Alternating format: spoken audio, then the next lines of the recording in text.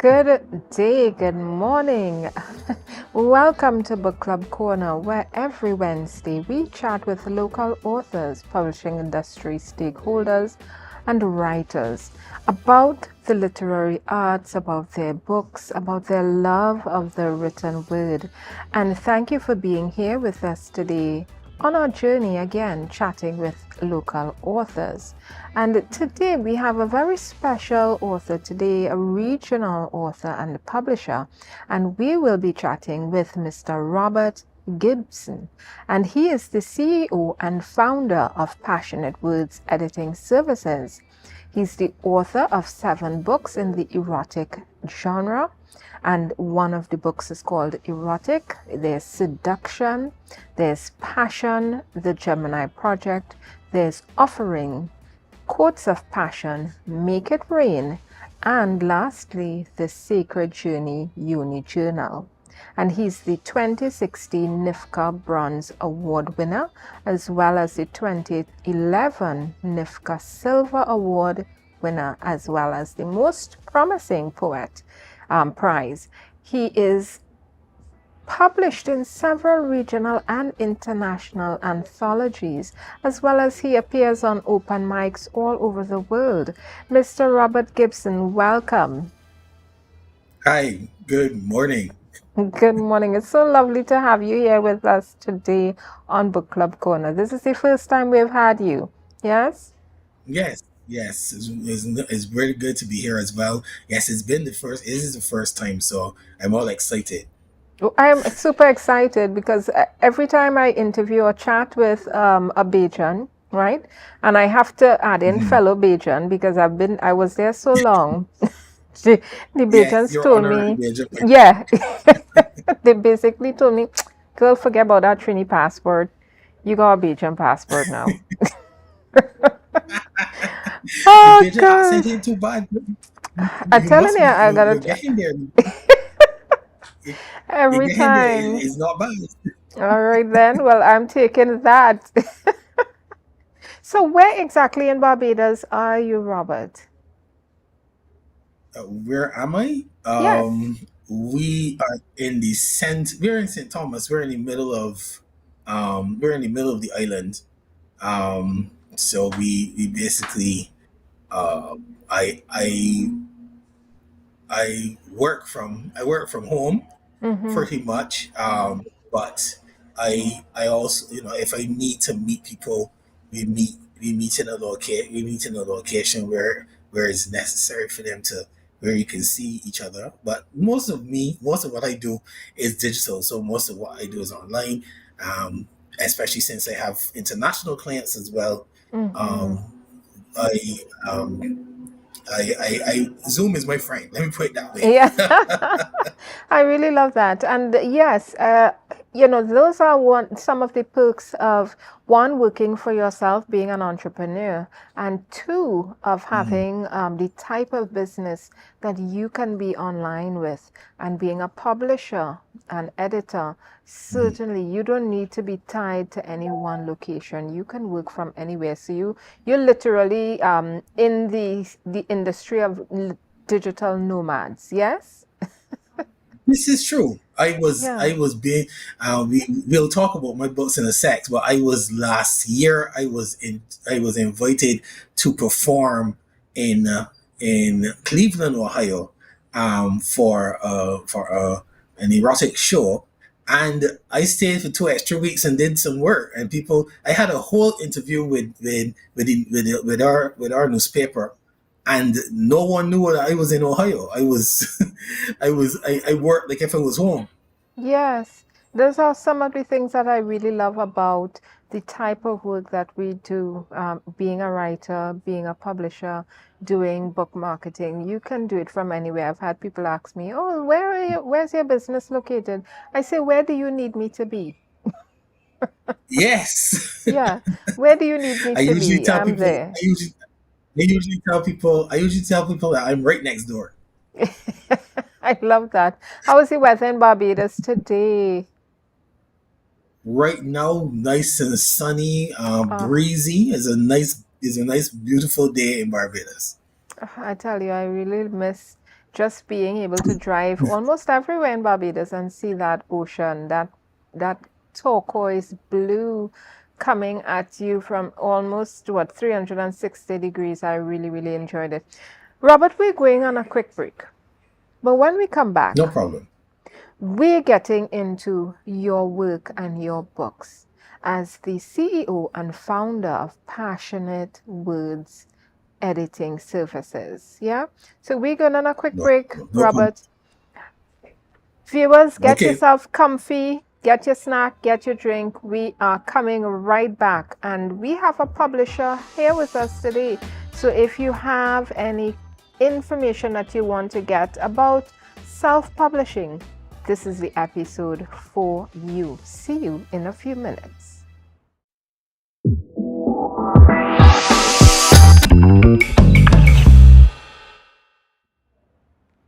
And welcome back to Book Club Corner, where every Wednesday, right here in beautiful Scarborough, Tobago, we chat with regional, international, and local authors about their work and about the written word. And today we have with us an amazing author.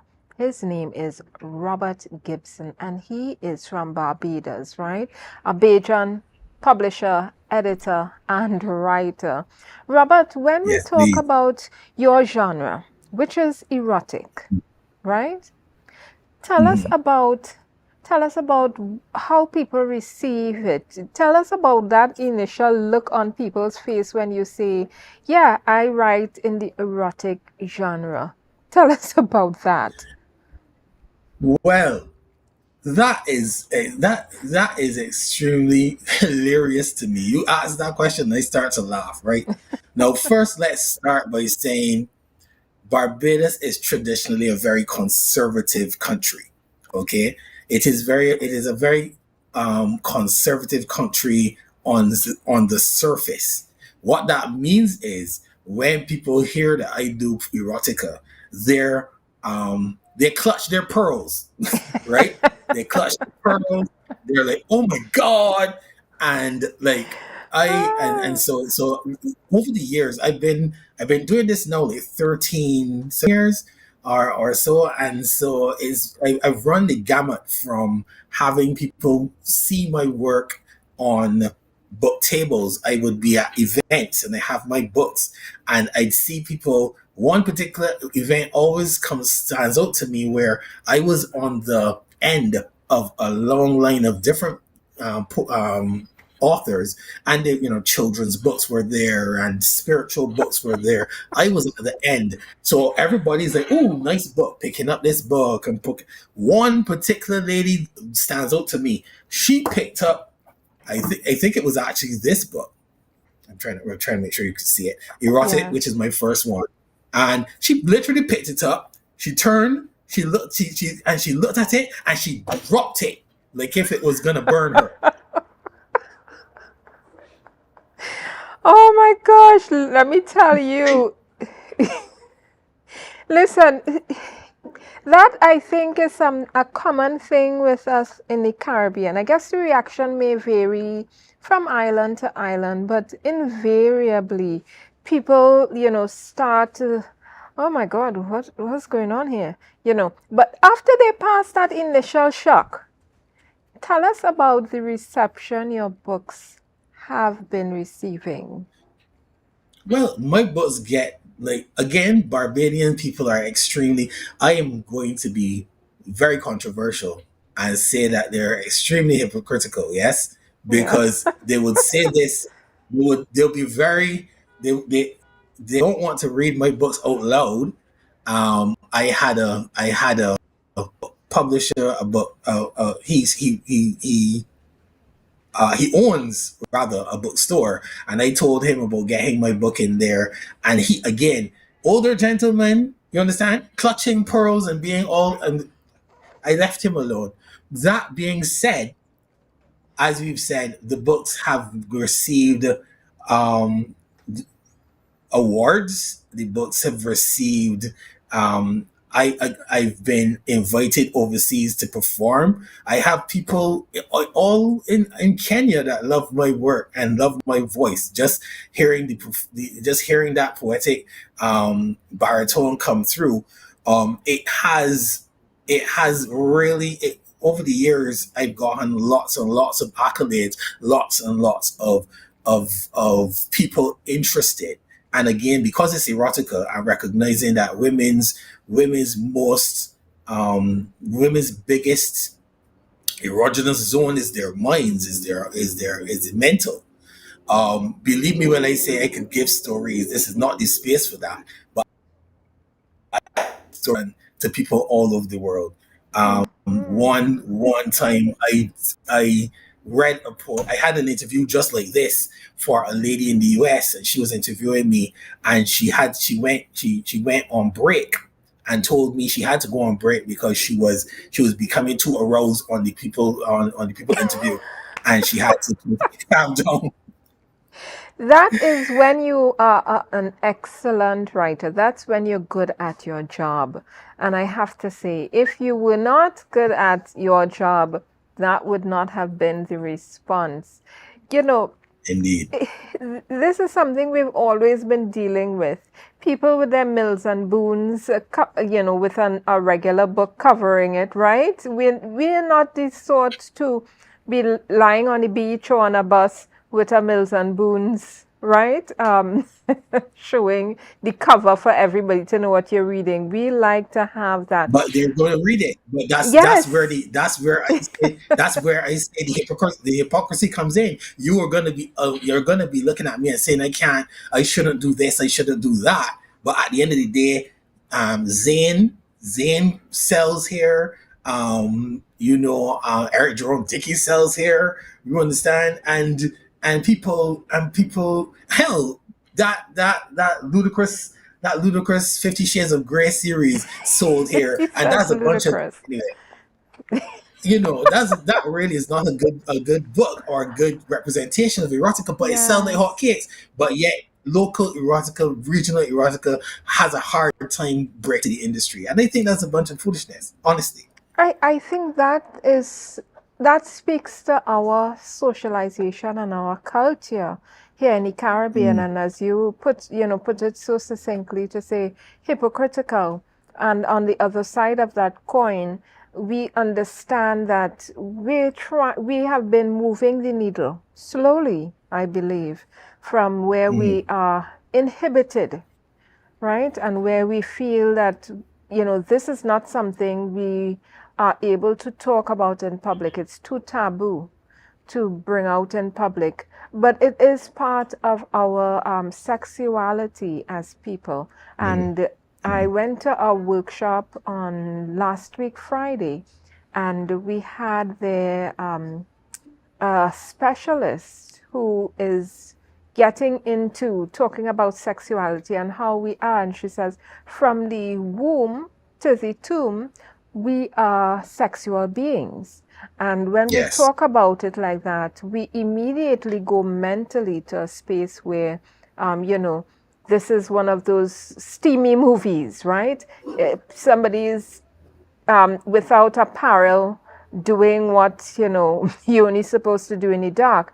And we have to start talking about the way we are sexual beings and how this is not something that we pull out from the cupboard at night, right? Dust off. This is our being morning, noon, and night. And this has not all to do with the sexual act, but it has a lot to do with how we interact with each other, how we touch each other, how we talk to each other, intimacy, the questions we ask each other, the way we interpret what people may say to us and what we say to people. So it has a lot to do with when you're in your fully closed state as well.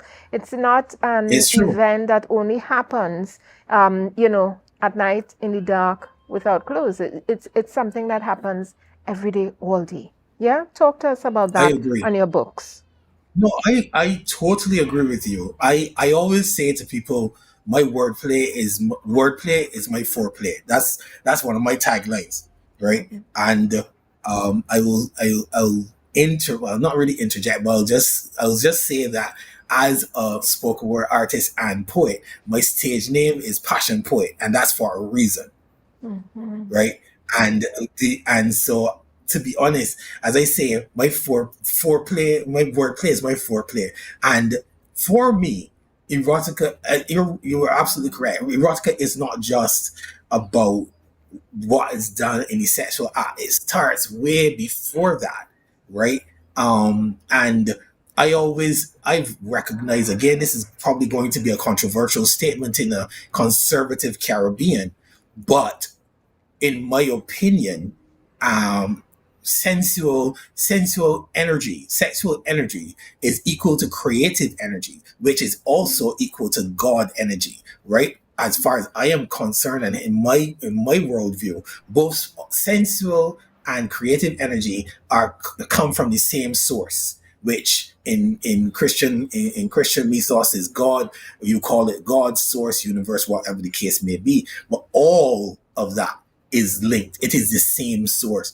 And I will say that because of that, um, when I do a piece of poetry, the use of erotic poetry, it really is not all about the physical act or physical responses to the act. Yes, when I am reciting or I'm performing, I, especially as I'm doing it as male presenting to mostly female presenting, I want you to react. I want your body to respond. Yes, I want you to get wet. But ultimately, under all of that, I want you to understand and see that when I am speaking to you as a man to a woman, I'm trying to let you see that I see you as beautiful. I see you not only as sexual, but I see you as a woman. I had a performance at Open Mic years ago where I did a poem called Empress. And when I finished that poem, although it had erotic elements, the lady who was hosting the show, she looked at the ladies and said, "Don't you feel empowered?" So when I do a piece, I usually merge and link spirituality within the sensuality in some of my pieces, but all of my pieces are empowering. All of my pieces make you as a woman feel feminine, make you as a woman feel desired without it being crass. Although I'm using sexual language and poetic language, those things are done specifically to make you feel like a desired woman more so than I'm not. It's not the equivalent of passing the street and a man, psst, psst, giving you all that. Yeah, yeah. Is complete. Mm-hmm. I love that, what you said, that feeling of empowerment. And sometimes we may not quite understand when we use this word because it's a buzzword right now, right? Empowerment Yes, this and empowerment that. But being and feeling empowered is talking about a person um, really bringing all the parts of themselves and yes. living those parts of themselves fully at all times, Mhm. right? And not compartmentalizing and putting this piece away and putting that piece away. And that, I think, Exactly. is one of the things that, if we understand, as you're putting it, this empowerment, even as we're talking about women, we're looking at empowered in terms of being able to self actualize and to activate your femininity if you so feel to do so, if you so choose to do so. Mhm. And I think that Yes, is exactly. one of the important things that we have to navigate as women in the world today, where sometimes we are Mhm. asked to be more masculine. We have to fall into masculine roles. And sometimes we may feel stuck there because it may, and when we say masculine roles, viewers, I don't want you to get the misunderstanding that we're talking about gender roles and social norms. What we're talking about is that masculine energy, right? And the masculine Mhm. energy is one of the get it done results. Have to take What's charge, happening? have to make logical decisions, Yes. all of that. And When not to, and it's not to say that that's not, again, I'm taking your point. It's not to say that those things aren't important. You have women who run households, you have women who are leaders in their fields. But when do you get a chance to be feminine? When do you get a yes. chance to put all that down and just be a woman? You understand? And that is it. Like, there's one of my partners. I said to her, I want you to take the armor off. I said, you are safe. You Mm-hmm. are here with me. You are safe. Take the armor off. You don't have to fight anymore. That's what I'm here for. Right. I And really love a that. lot of women don't have that, or they don't see that. Mm-hmm.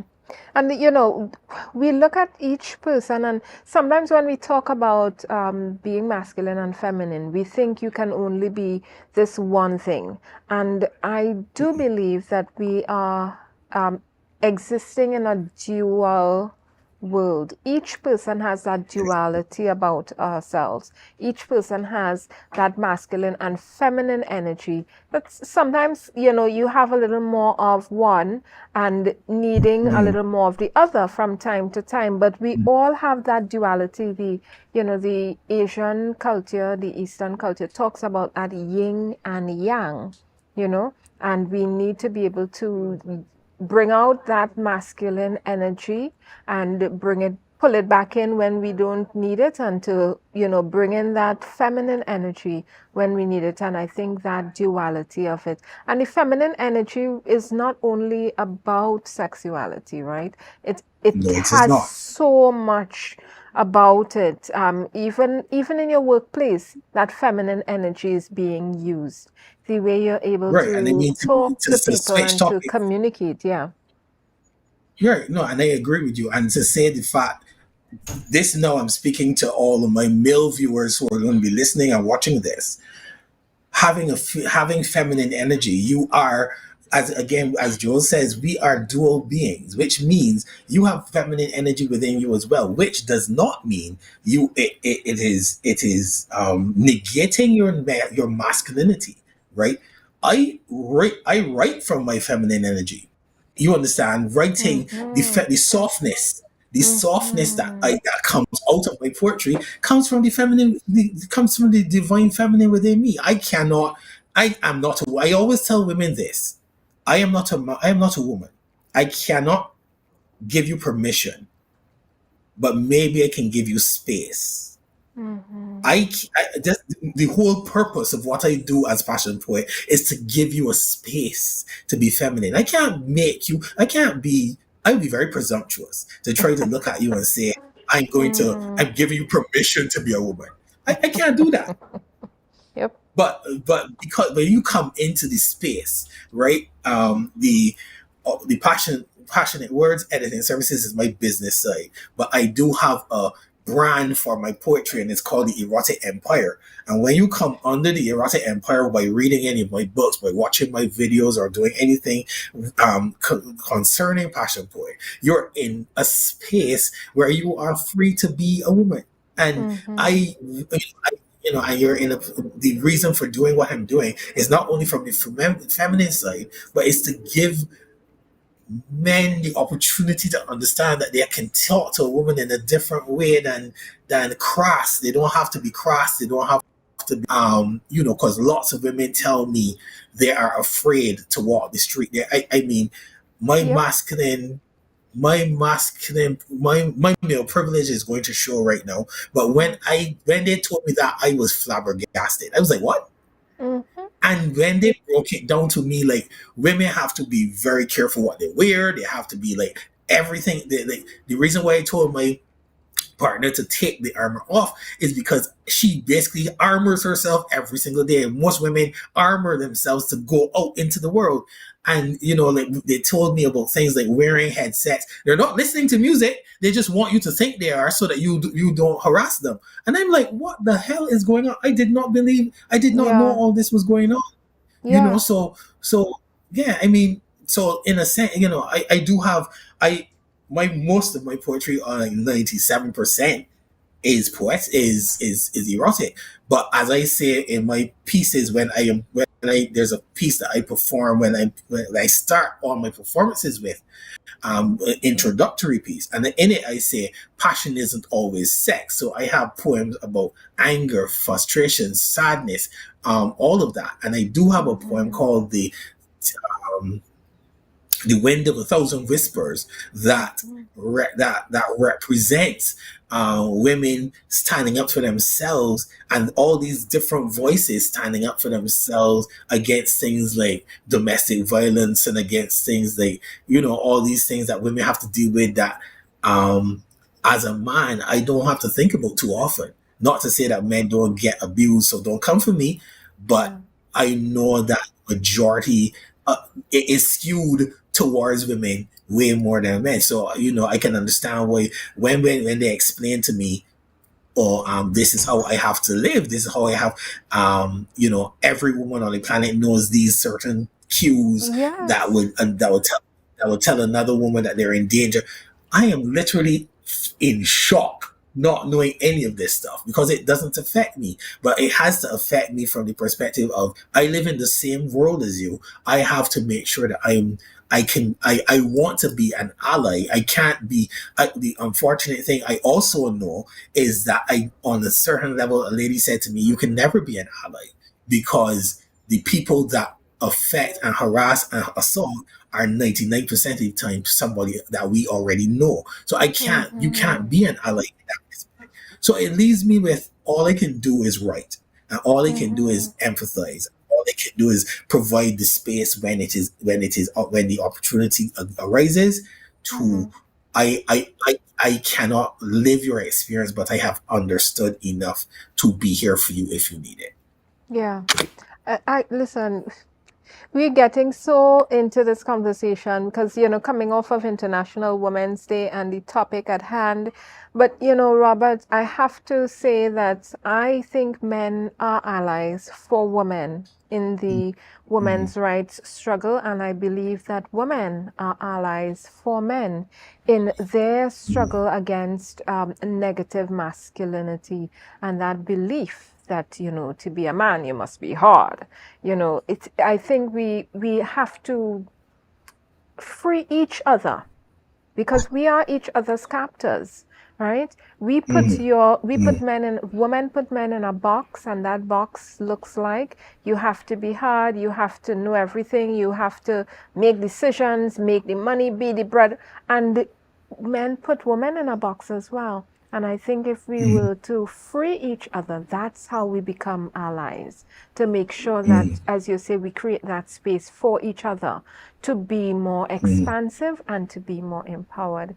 I'm really enjoying this conversation. Robert, we're going on a quick break, but when we get back, we are going to be talking and getting into your work as a publisher, talking Sure. about how we are dealing with self-publishing here in the Caribbean, not just in Trinidad and Tobago or Barbados, but the entire Caribbean, because you deal with a lot of international clients, regional clients Yes. as well. And what are we Mm, doing with the book publishing, the self-publishing industry? We're going on a quick break. mm. We'll be back. Get yourself some snacks, get your drink, come right back to Book Club Corner, where we'll be chatting here again with Mr. Robert Gibson, a publisher from Barbados.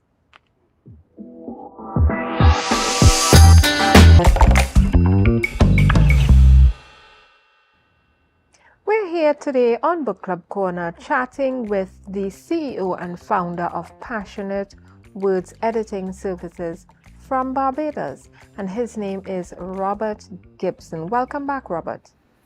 Hi, welcome back. Thank you so much for having me. It's wonderful to have you. Listen, the conversation has been interesting, intriguing, hot and Mm, steamy. I tell you, getting into the little hypocritic cracks of the Caribbean and who we are, mm, while, liberating ourselves and being empowered. But we want to Mm, get into you as a writer, as a publisher, as an editing service, and with that keen eye to edit work. mm, Tell me mm. how you got into being an editor and starting your business. Well, I started my business by starting my books before I even thought about doing a business. I was self-publishing, so all seven of my books are self-published, and I so that meant that I learned um, the hard way, so to speak, about how to edit and how to self-publish. I I had, I guess you could say, yes, you went to YouTube and figured out how to do stuff, but basically it was, I did everything on my own. And what happened? So I started my first book, which you saw on the screen there, Erotic. That was my first book, released in 2013, right? Erotic. That one was released in 2013, and that was and to be honest, that book started because I was performing poetry at the time, and everybody was like, so after doing it for a couple of years, people are like, "What? When's your book coming out? When's your book coming out?" Yeah. I had never thought about writing a book, so I had years and years and years of poetry in my files, and they said, "Oh, you want a book?" I sat down, so I pulled Erotic together in an hour. I had the book started because I had been to a lecture. I had been to a lecture about the power of the erotic. Audre Lorde, who wrote about the erotic a lot, and this lecture was about her, and that sort of, I was already an erotic writer by that time, but it inspired me, and my book Erotic was done in an hour. I pulled it together and figured out how to put it up and all that. So that's how I started writing my books. But then, what my literary mentor, I call her lit mom, my literature mother, Sandra Seeley. She was the she used to run what we had when I was a teenager. There was a collective of writers that used to meet every month at the Barbados Museum. And when she took over the helm, she had me as a featured writer at that event. That was the first time that I'd ever been a feature of anything. At that point in time, I was like 19, 20 years old, and she became a mentor to me. And after a while of editing my own books, she said, "Why don't you edit for somebody else? Why don't you edit for other people?" And honestly, she had been telling me that for like 2 years before I started the company. I had a lot of imposter syndrome. I refused to do it. I was like, how do I don't know how to edit for anybody else. I don't even know how to cost or price for this thing. I did do some research online, but it didn't make any sense. But about 2 years later, after that, after she was pressing me, I officially started in like 2017. In 2017, I had one single job, which was given to me by another publisher. She had a huge book that she needed a second set of eyes on, and so she sort of I sub edited for her. So that was my first job. But things were like really, really slow. And I was still working at the time. I was working in government at the time, so Passionate Words was sort of still a passion project, for forgive the pun. And but then COVID hit, and when COVID hit, we all went home. But because I was in the IT sector, I was still considered um essential service. It was not essential service in terms of health, but in terms of our company security and our company connectivity. I was still part of the IT team, and therefore we were always on call, even if we were not on the street. So we had to uh, make sure that the especially the C suite, the general manager and all the other big ups on in the company had Mm-hmm. access to their data. What that meant was I was still doing passionate words stuff on the side, but what that meant was I had the opportunity to really dial in and to work on passionate words and work on editing. So I always had two laptops open. I had the company laptop open to Mm. check the databases and to be on call, but I also had my personal laptop right next to it. And while I was on call. I was still at work, but when I was not actually working, I was editing for other people. And that happened all 2020 until I two things happened simultaneously.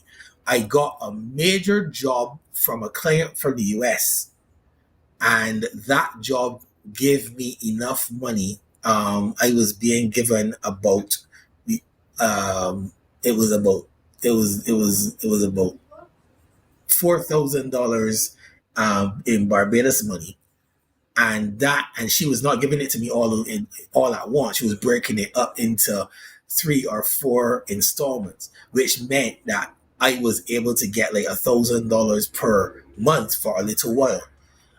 So and while that was happening, my job and I parted ways.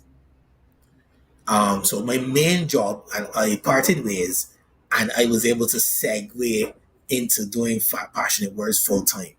So I left corporate in September of 2020 and immediately just started grinding, passionate words grinding. And now 5 years later, this is where we are. Yes. I tell this is a lot of you're hearing this similar story and this similar trend from a lot of entrepreneurs. We're doing the entrepreneurship journey as a side hustle, as they call it. And then COVID Mm, came and kicked you out, right, of your yep, comfort zone. And here we very much. are. A lot of Mhm. entrepreneurs will, hedging their bets. I'll stay in my job and be secure with this income.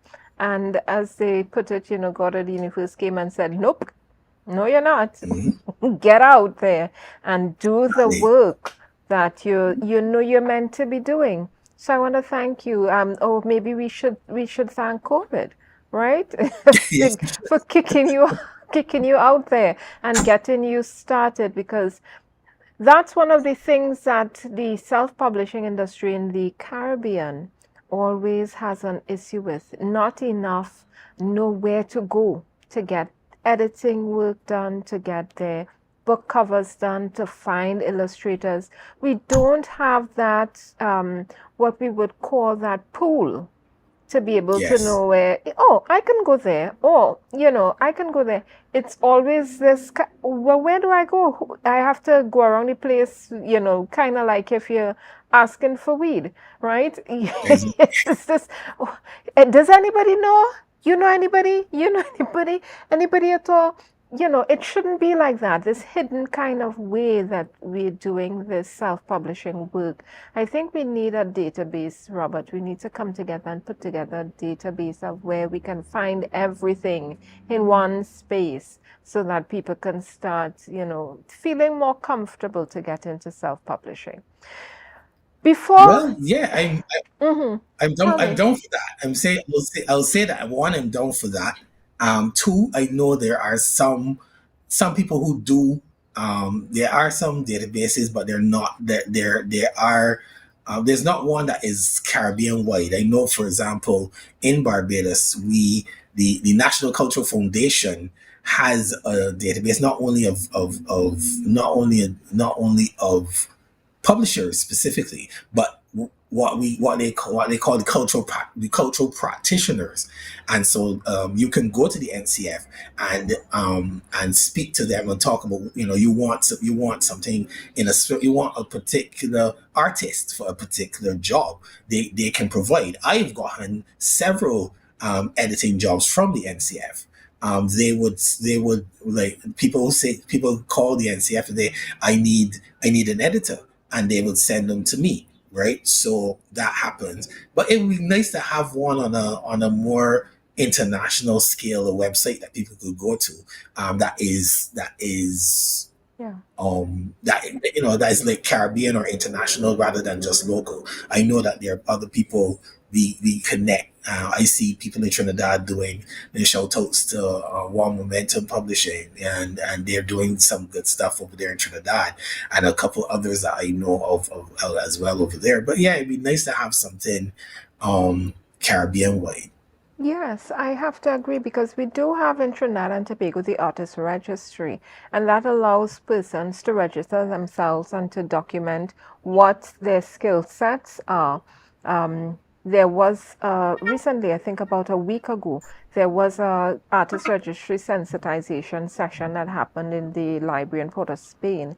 But one of the things that we don't have is that regional database, and I think we need to look at that. Robert, I'm going to be giving you a call for us to get into that because we need to disrupt this self-publishing industry as it exists. It's not sufficient.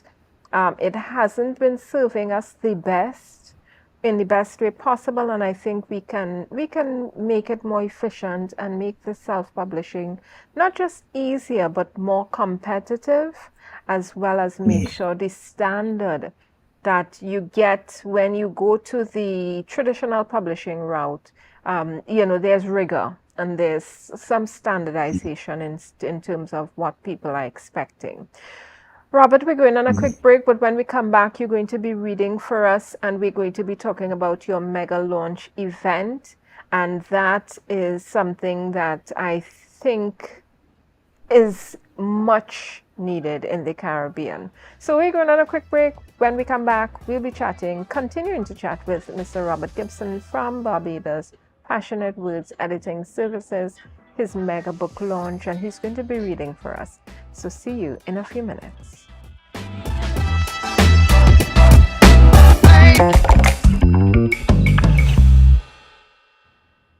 Welcome back to Book Club Corner. I'm your host, Jewel Green, and we've been chatting with the amazing author, publisher from Barbados, Mr. Robert Gibson. Welcome back, Robert. Hey, thank you.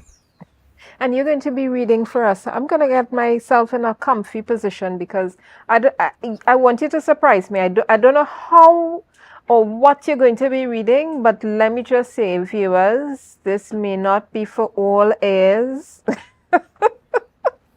Well, this is the thing. I don't I try to be very careful what I perform or read. So this one it is not going to be one of those most steamy ones. I mean I could do that if you wanted, but no, I this piece first thing first, this is the last book of poetry that I did. It was done in Wow. 2019. This is Passion, the Gemini Project. Um Up until that time, I had only been releasing books of erotic poetry and my novel Make It Rain, which has lots and lots and lots of sex scenes in it. However, as I tell people, take the sex scenes out of take the sex scenes out of the novel. You have a solid actual storyline. It's not just porn like my parents my parents tell me I write porn. Um, you know, so I mean, but it's not just Oh, porn. Like God. in the movie, the novel itself is of self actualization, where the main Mm. character has to realize he's come to a point where he's literally sitting on Hackleton's cliff and having, do I want to continue in the life that I'm living? And that is the whole purpose of the book. Yes, there's a lot of sex scenes, but if you take those sex scenes out, that is the crux of the book. Mm. But I wrote, but coming to that, up until 2019, people were saying, "Well, that's all you write. I want to hear more about you." And I said, "Oh, I'm trying to make you happy, but you want to cry? You want to cry as well? Okay, we got." So Ah. so Mhm. this book is written specifically. I'm a Gemini. June 8th is my birthday. I'm a Gemini. Gemini is the Mm-hmm. two-sided sign. If you want to see Yes. more than just the erotic side, there is the other side of me. Now, so this book is split into two parts: the pleasure, which is the very hot pieces, and then the pain, which are poems that I never released in public before. The poems that I Mm-hmm. wrote for myself to um as therapy, as catharsis. So there are poems in here that I'd never released before. Poems about self what's the word I'm looking for? Self image, right? People looking at you in a certain way. You have to think about poems that I used when I went through my divorce, that I wrote about healing from my divorce and that kind of thing, or rather, not even healing at the time. When I wrote them, I was literally spilling my pain onto this page so that I could survive. And I wrote this, and so I put these poems together, the pleasure and the pain, and I released the book to the public. What happened was this book got the inaugural award for the book of the year when Oh. my friends DJ Simmons and his wife Empress Zinga released. They started in 2020 the Going On Awards, right? Going On, as anybody from Barbados, what Going On is Yep. our it's how we greet each other. What's going on? How you doing? So the Going On Awards is celebration of Bajan art and Bajan culture, and so literally it's our Emmys, it's our Grammys, is you coming together and showcasing Bajan artists and showcasing Bajan culture.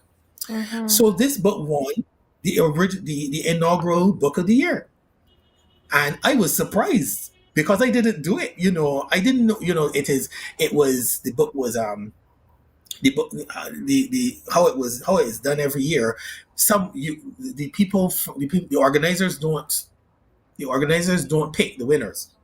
The people pick the winners. It's like a huge People's Choice Awards kind of thing. You Mm-hmm. Somebody, I had no idea who nominated the book, but I have no idea who nominated the book. It went through the thing and it came out to win. And people who reviewed the book, they said not just seeing the sexual aspects, but seeing other aspects of who I am was a refreshing. Mm-hmm. Okay, all of that is preamble. So this piece,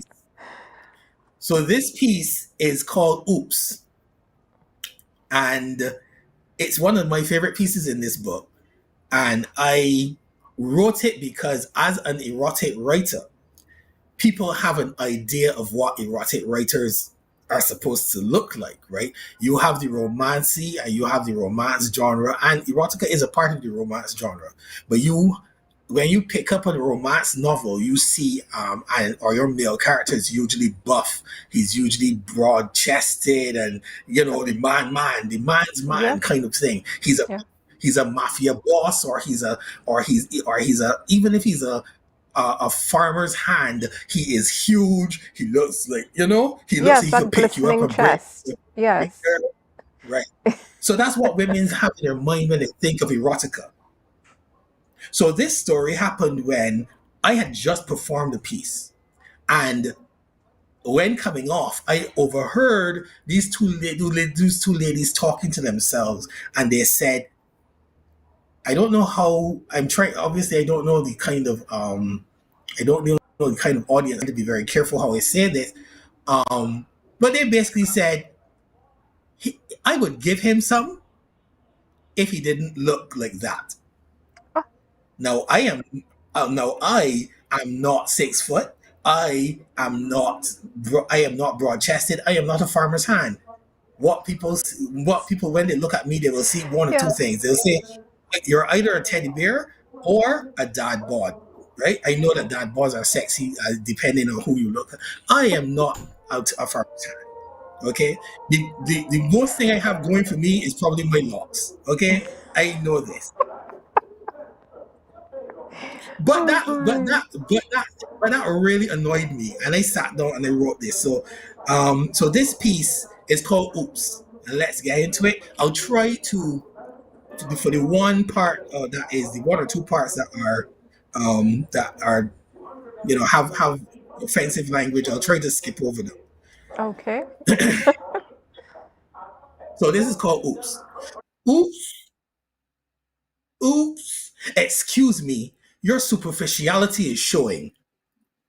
Better close your lips. Shh.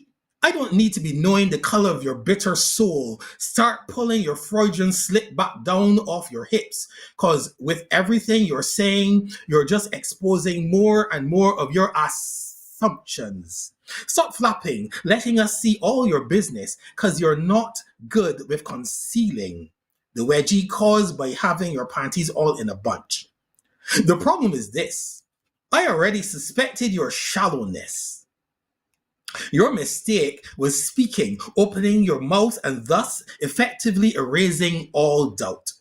But before you mute, tell me, what exactly does an erotic poet look like?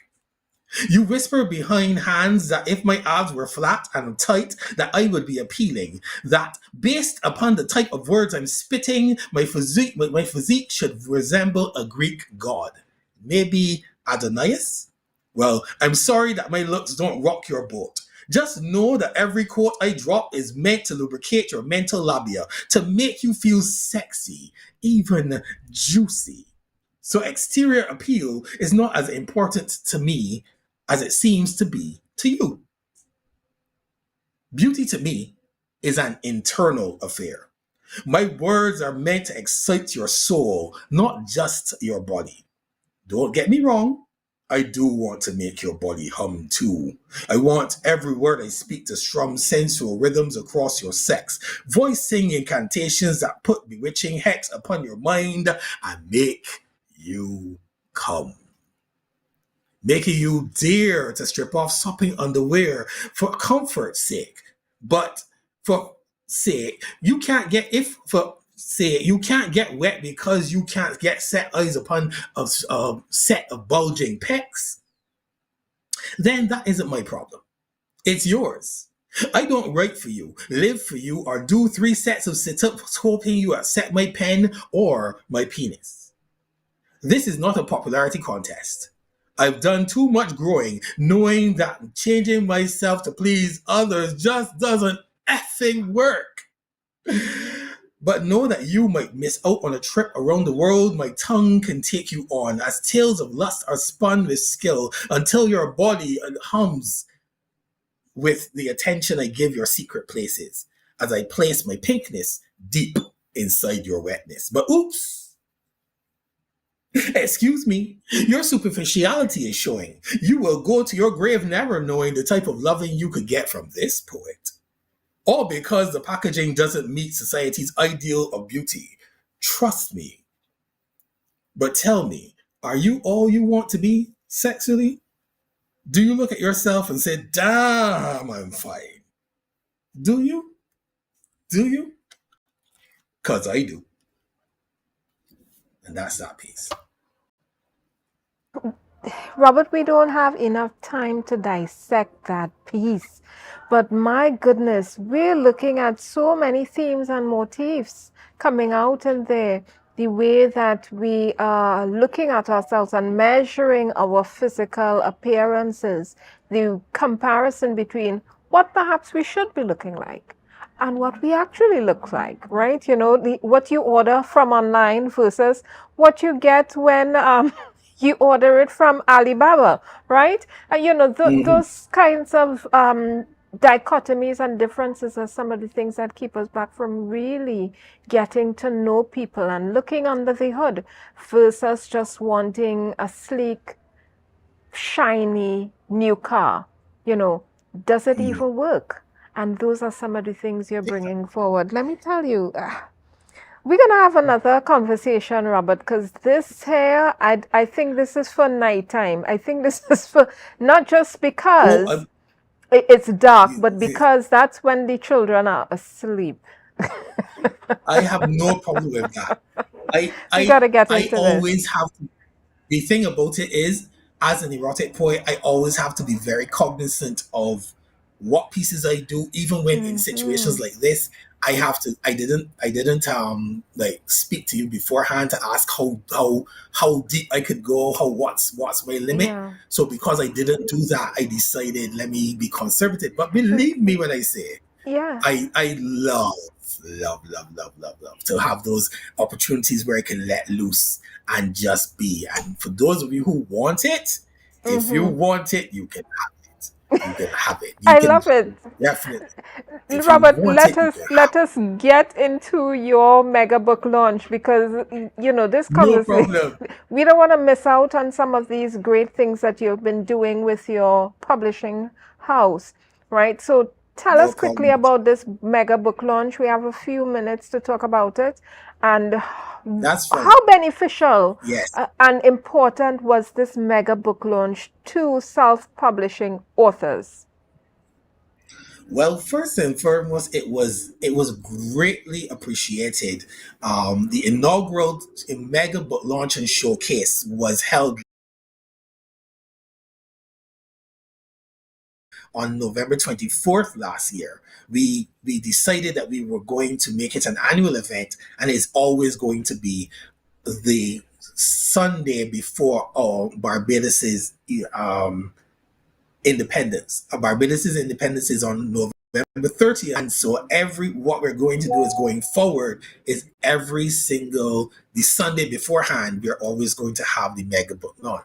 So the mega book launch and showcase is um, of time to what we wanted to do was highlight first thing first we wanted to highlight people who came passionate words, and we wanted them to be featured. So any books that were released in 2024 and we chose to do so ended up being the featured authors of the event. We had two featured authors, Reverend Buddy Laria and a lady who goes by the pseudonym Genevieve Arisen. And Reverend is well known in Barbados. His work with mental health, his work with trying to um, he's actually having he has a civil case against England against English government because in his story he was incarcerated um, illegally. Well, it was legal for them, but he was at the end of the day he was not. He was incarcerated in a mental institution and then in jail, um, all because of his race, and so he's fighting that. He and the other lady, her book is a book of she uses a merging of of history, Barbadian history, and science fiction. So she calls it she called it high sci for history and science fiction. Anyway, they were the two features, and they sold out their books. Right, Genevieve definitely sold out her books, and the majority of Reverend Larry's books were sold. We also had other people who bought book tables who were not featured, but they themselves had their book, so they came on board and they sold at the event. So the event started as a book launch for those who passed through Passionate Words, and they had their launch at the event. After the first hour, which was the official launch of these books, they had a showcase. There was a showcase of the other authors. We had authors from we had authors other authors from other authors from Barbados, other authors from the Caribbean. That and so some of them didn't actually showcase their books by being physically present, but they sent their book to us as well because we have international slash regional clients. So yeah, so to answer that question, it was a huge, it was a huge So we're gonna boost have to to the. wrap up, Oh Robert. dear. Yeah, we're gonna have to All wrap right. Well, up. let me be.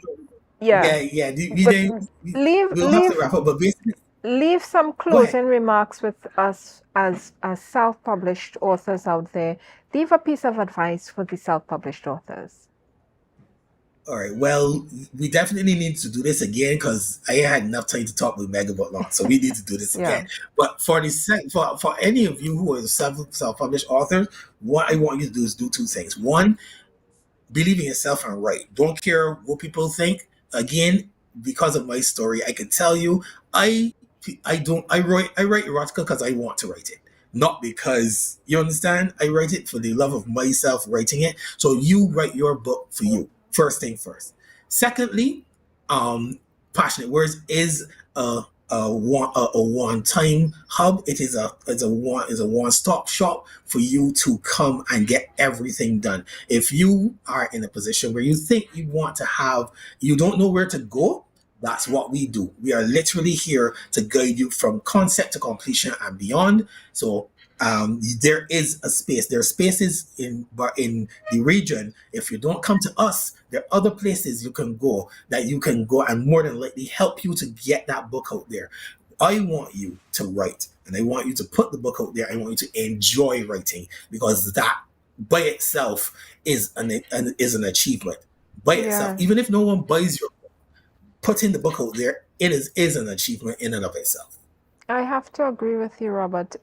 I'm so sorry we have to wrap up, but this was such an engaging conversation. We have to make more time to do more of this with you. So we want Yeah, to thank you for yeah. being here with us on Book Club Corner, Robert, CEO and founder of Passionate Words Editing Services, as well as an author, self-published author, and editor yourself.